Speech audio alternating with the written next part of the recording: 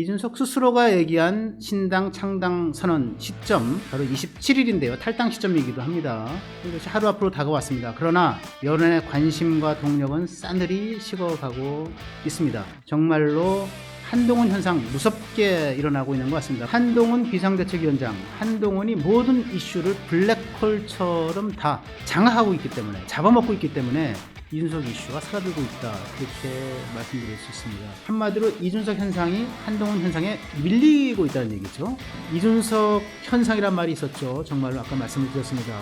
젊고 내용도 있고, 그리고 뭔가 정치 감각도 있고, 그리고 대한민국의 정치와 대한민국의 미래 비전을 심어줄 수 있을 것 같고, 그런데 이제 이준석 하면 뭔가 이제 질린다, 너무 입이 가볍다, 처신이 가볍다, 이렇게 얘기들을 많이 하지 않습니까? 이준석이 막판에라도 저는 현명한 결정을 내리기를 원합니다.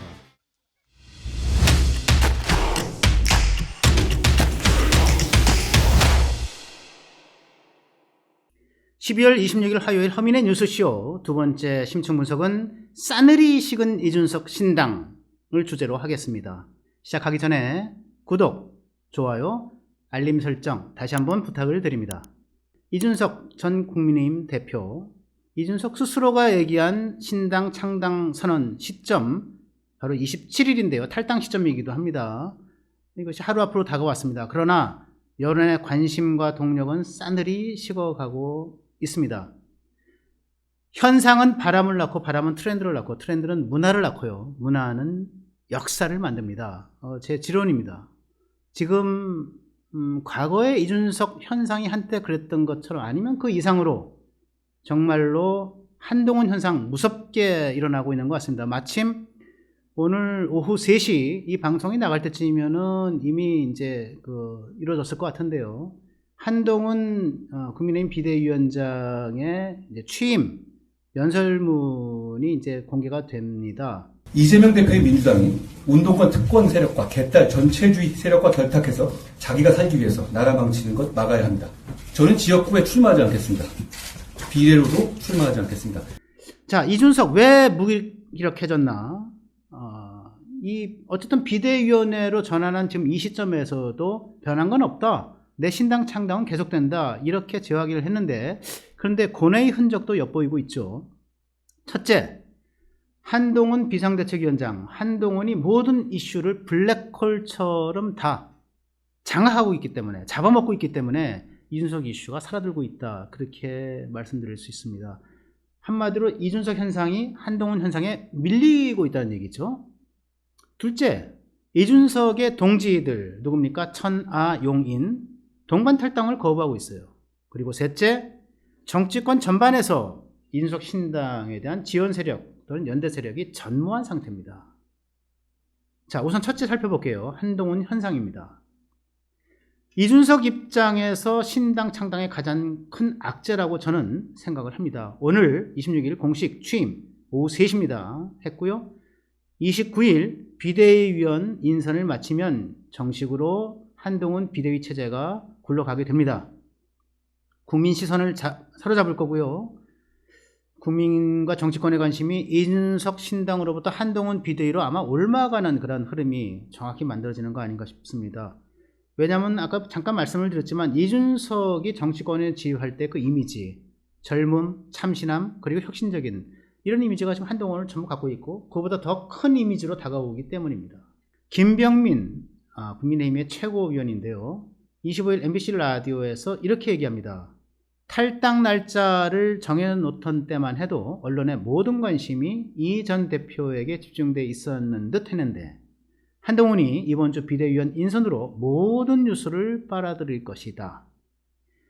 나아가 한동훈 비대위의 혁신 작업이 국민의 전폭적인 호응을 얻게 된다면, 물론 가정입니다만 그런 호응을 얻게 된다면 이준석 신당은 정말 뭐라 그럴까요? 찻잔속 태풍에 그칠 가능성이 크다, 저는 그렇게 생각을 합니다. 이준석 신당이 이렇게 무기력화되어 있는가? 둘째, 측근의 동반 탈당 부정기류입니다. 측근들이 미적미적하고 있는 거예요. 측근 그룹 천하용인 중에서 유일한 현역 의원이 저 여성 허은하 비례대표 의원입니다. 물론 비례대표 의원이기 때문에 탈당하고 신당을 쫓아가면 의원직을 상실하니까 그게 쉽지가 않아요. 그럼에도 불구하고 뭔가 자기 이렇게 결기, 의지를 밝히는 일은 해야 될 것 같은데 오늘 기자회견도 취소한 걸로 저는 알고 있습니다. 전 국민의힘 최고위원을 지냈던 김용태, 천하 용인의 이제 용입니다. 아예 이렇게 얘기합니다.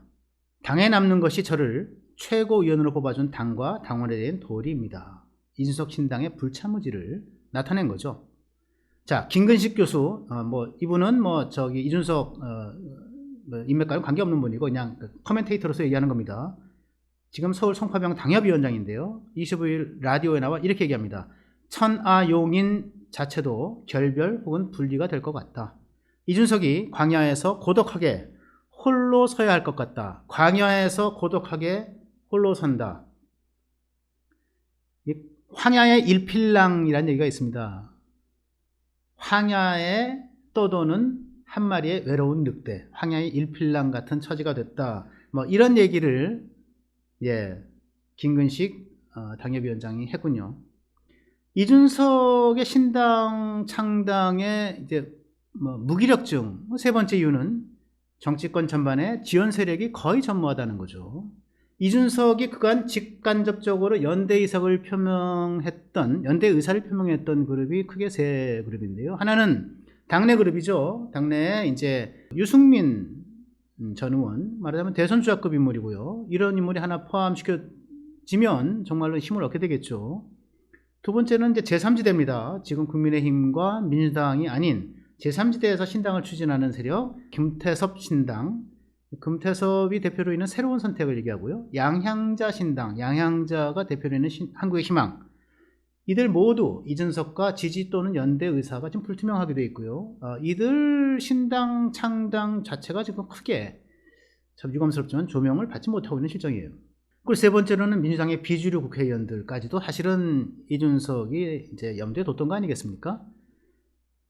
민주당에 탈당한 이상민 의원 같이 하자 이런 메시지도 보냈었고요. 그리고 또 민주당의 대표적인 비명계 의원이자 비명계 인사자 대선 주자급 인물 이낙연, 이낙연은 어쨌든 신당을 추진한다고 했기 때문에 이런 분들과 연대를 했으면 했는데 그런 연대 움직임, 지원 움직임이 몽땅 제저리 걸음을 하거나 후퇴하는 움직임을 지금 보이고 있어요.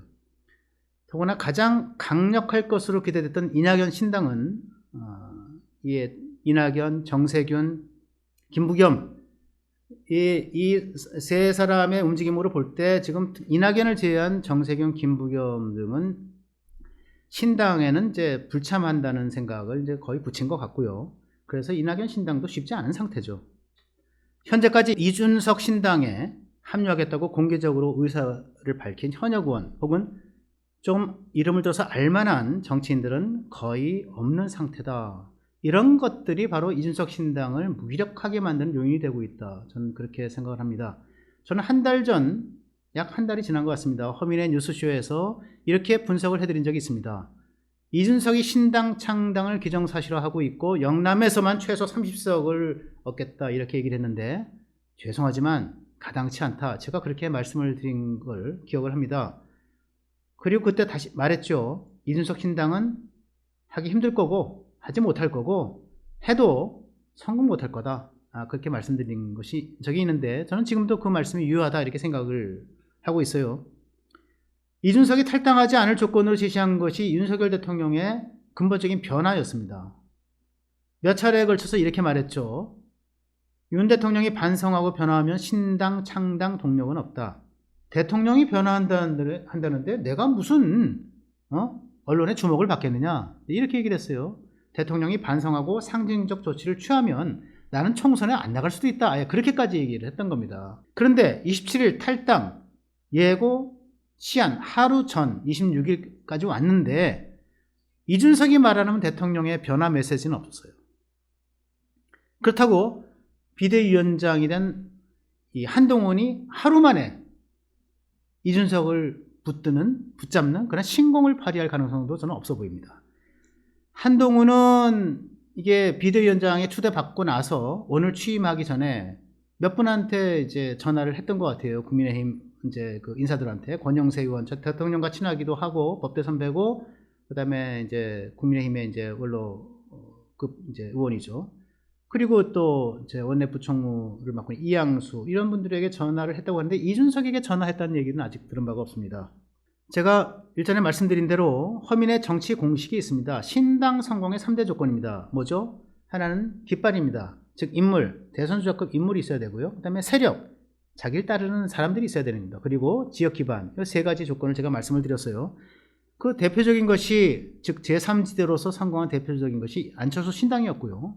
2016년도에 민주당을 탈당해서 나와서 어떻게 보면 정말 그 명사급으로는 그 혈혈단신으로 나와서 창당을 했어요. 그래가지고 그때 37석인가 해서 상당히 큰 성공을 거뒀죠. 그때는 안철수라고 하는 깃발이 있었죠. 그죠? 그 두 번째 안철수를 따르는 반문재인 세력이 있었고, 그리고 광주라고 하는 지역 기반을 끼고 있었습니다. 광주 호남이라고 하는요.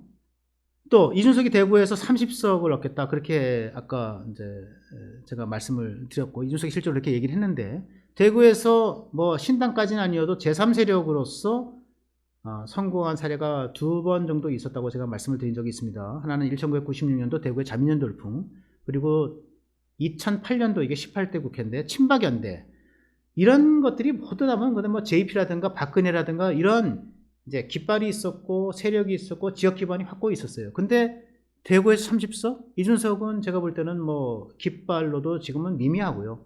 또 다른 세력도 지금 뭐 큰 커다란 덩치라고 볼 수는 없고요. 그리고 지역 기반 대구, 대구에 뿌리를 박은 지역 기반이라고 할 수 없을 것 같다. 저는 그렇게 생각이 들어요. 이준석 현상이란 말이 있었죠. 정말로 아까 말씀을 드렸습니다.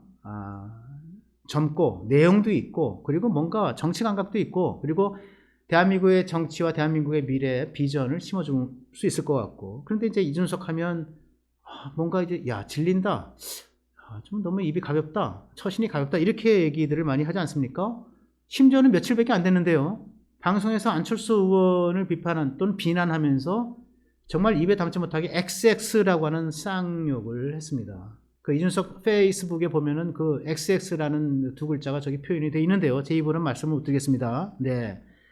이제 이준석 바람은 불지 않습니다. 만약 끝까지 간다고 해도 단언컨대 지역구에서 한 석도 건지기 힘듭니다. 물론 이준석이 신당 창당을 포기하고 또는 서로 탈당하더라도 다시 국민의힘에 합류하거나 지원할 가능성이 없겠는가? 저는 완전히 없다고는 보지 않습니다. 왜냐하면 정치는 살아 움직이는 생물이니까요. 총선이 임박한 시점에서 수도권 박빙 지역에서 500표, 1000표로 승부가 갈리는 지역에서 야 보수의 분열로 우리가 망하게 생겼다 라는 판단이 들 때 한동훈 비대위원장이 이준석 전 대표 우리한테 와서 힘을 보태주지, 보수가 분열하면 안 되잖아, 이렇게 얘기하면 이준석은 못 이기는 척하면서 전 따라갈 수도 있다, 그렇게 생각을 합니다. 이준석이 막판에라도 저는 현명한 결정을 내리기를 원합니다. 아마 이준석도 보수의 분열로 보수가 폭망했다는 비난을 안고 정치를 어떻게 해보겠다, 이렇게 또 정치를 해서 성공하겠다 이렇게 생각하지는 않을 거다, 저는 그렇게 믿고 있습니다.